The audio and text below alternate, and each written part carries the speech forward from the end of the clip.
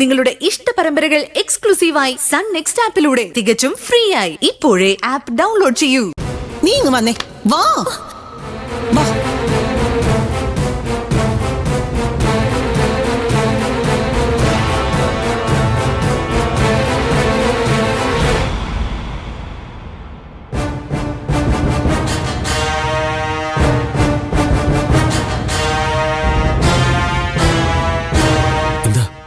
എന്താ പ്രശ്നം? നീ പിന്നെ അവിടെ നെഞ്ചത്തോട് കയറിയോ? ഞാനല്ല, അവരിങ്ങോട്ടാ വന്നത്. ഓ എടി, എങ്ങോട്ട് പോയാലും വന്നാലും നഷ്ടം നമുക്കാ. നീ എന്നെ നശിപ്പിച്ചടങ്ങുമല്ലേ? ഞാൻ നശിപ്പിക്കണ്ട, അല്ലാതെ തന്നെ എല്ലാം നശിക്കുന്ന ലക്ഷണോ?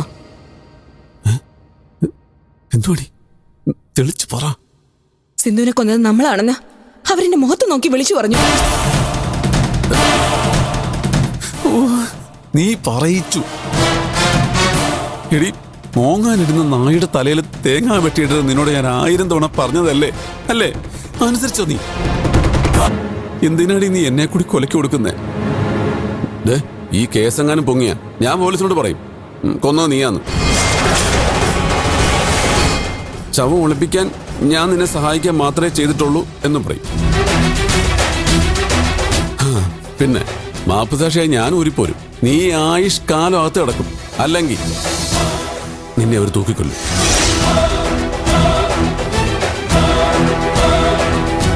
അങ്ങനെയൊന്നും സംഭവിക്കരുതെങ്കിൽ ഇനിയെങ്കിലും നിന്റെ നശിച്ച നാക്കെടുത്ത് അകത്തിട്ടിട്ട് വല്ല കോളിനും പോയി മിണ്ടായിരുന്നോണം. അതാ അയാൾക്ക് നല്ലത്. ഇവിടെ തൊലയ്ക്കും.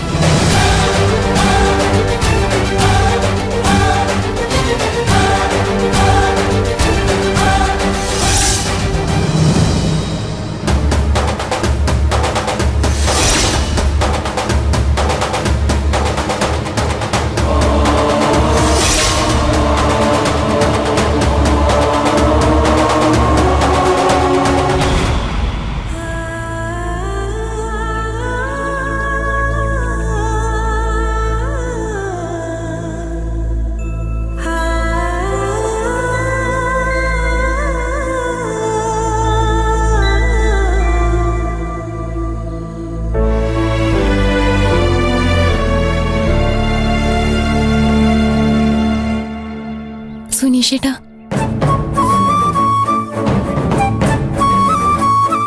സുനീഷേട്ടാ എന്തിനാ കരയുന്നേ? പിന്നെ തല്ലുകൊണ്ടാ അവൻ ചിരിക്കണോ? തല്ലിയോ? ആര് തല്ലി? ആ വൃത്തിയേട്ട കടമ്പാവന കാർത്തിയായി. അവന്റെ മോനെ പുറത്താക്കാൻ കാരണം ഇവനാണെന്ന് പറഞ്ഞ് ചുമ്മാ കയറി അങ്ങ് തല്ലി. എന്റെ കൈ തരിച്ചു വന്നതാ. അവന്റെ മുട്ടത്തലയാണെന്ന് തല്ലി പൊട്ടിച്ചേനെ. പിന്നെ ഈ നാടകം ഇത്ര പെട്ടെന്ന് പൊളിക്കണ്ടെന്ന് കരുതി ക്ഷമിച്ചതാ ഞാൻ.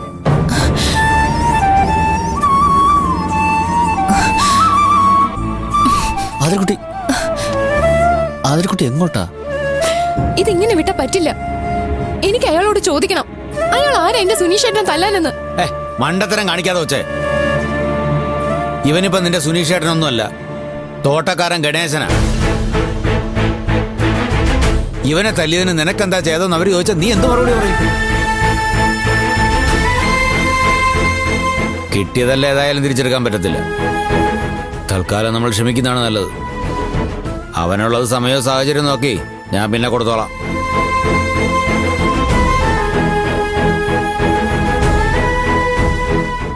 സുനീഷേട്ടാ, എന്താ ആതിരക്കുട്ടി? എനിക്ക് വേണ്ടി സുനീഷേട്ട ഒരുപാട് സഹിക്കുന്നുണ്ടല്ലേ? ഏയ്, അതൊന്നും സാരമില്ല. എനിക്കെന്റെ ആതിരക്കുട്ടിയെ കണ്ടുകൊണ്ടിരിക്കാൻ പറ്റുന്നുണ്ടല്ലോ. അത് തന്നെ ഭാഗ്യ.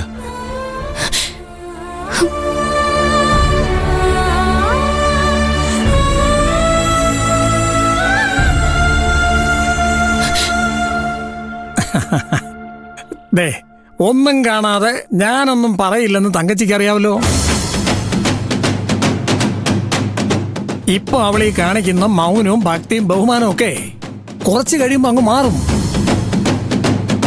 അവൾ ഇവിടെ നിന്ന് ക്ലച്ച് പിടിച്ചു കഴിയുമ്പോൾ അവളുടെ ഉള്ളിലിരിപ്പ് പുറത്തിയാടും. ഏതായാലും മാണിക്യമംഗലത്ത് വീട്ടിലെ പെണ്ണല്ലേ, അവളവളുടെ തനി ഗുണം കാണിക്കാതിരിക്കുവോ? ഏയ് ആ കുട്ടി പാവ അണ്ണാ. ശരി, അവള് പാവം ആയിക്കോട്ടെ. പക്ഷേ നാളെ അവൾക്കൊരു ഭർത്താവ് പുറത്തു നിന്ന് വന്നാൽ അവൻ പാവമാവണമെന്ന് നിർബന്ധമൊന്നുമില്ലല്ലോ. സ്വത്തൊക്കെ കൈക്കലായി കഴിയുമ്പോൾ അവന്റെ കൂടെ കൂടി അവൾ നമ്മളെ തള്ളി പറഞ്ഞാലോ? മനുഷ്യന്റെ കാര്യമല്ലേ, ആരെയും നമുക്ക് വിശ്വസിക്കാൻ പറ്റില്ല. സ്വന്തം കൂടപ്പുറപ്പുകൾ പോലും സ്വത്തിനും പണത്തിനും വേണ്ടി പരസ്പരം ചതിക്കുന്ന കാലമാണ്. അതുകൊണ്ടാണ് ഞാൻ പറഞ്ഞത് മുത്തുമാരനെ കൊണ്ട് നമുക്ക് അവളെ കെട്ടിക്കാമെന്ന്. തങ്കച്ചി എന്തോന്നും പറയാത്തത്? ഞാൻ എന്ത് പറയാൻ? തീരുമാനം എടുക്കേണ്ടതൊക്കെ അദ്ദേഹമല്ലേ. ചെട്ടിയാർ കുടുംബത്തിന്റെ നന്മയ്ക്ക് വേണ്ടിയാ ഞാനീ പറയുന്നത്. മുത്തുമാരനാകുമ്പം ഈ വീടിനോടൊരു കൂറും കടപ്പാടും ഉണ്ടാവും. അവൻ ഒരിക്കലും നിങ്ങളെ തള്ളി പറയില്ല. പോരാത്തതിന് പൊന്നുപോലെ അവളെ നോക്കുകയും ചെയ്യും. അവൻ എന്റെ മകനായോണ്ട് പറയുമല്ല, ഇത്രയും തങ്കപ്പെട്ട സ്വഭാവമുള്ള ഒരു ചെറുക്കൻ ഈ ശ്രീനാരി പോലത്ത് വേറെ ഇല്ല.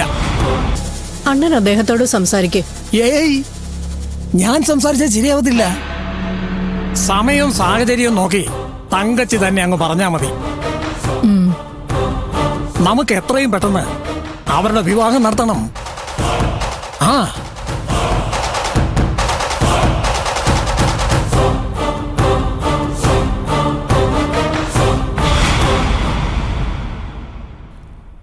എനിക്ക് ഈ സൗഭാഗ്യമൊന്നും വേണ്ട സുനീഷേട്ടാ. നമുക്ക് എത്രയും പെട്ടെന്ന് ഇവിടെ നിന്ന് രക്ഷപ്പെടണം.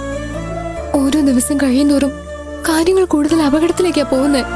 അതെ അതിരിക്കുട്ടി, എനിക്കും പേടിയാവുന്നുണ്ട്. പേടിച്ചിട്ട് കാര്യമില്ല. ഒരുമിച്ച് ജീവിക്കാൻ തീരുമാനിച്ചവരാ നമ്മള്. ഒരുമിച്ച് തന്നെ ജീവിക്കും.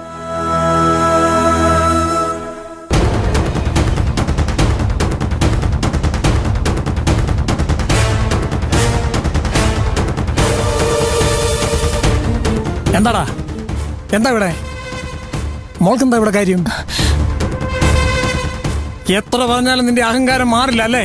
നീ ആരാണെന്നാണ് നിന്റെ വിചാരം? തല്ലി കൊന്നുകളെ നിന്നെ ഞാൻ. തൊട്ടു പോവരുത്.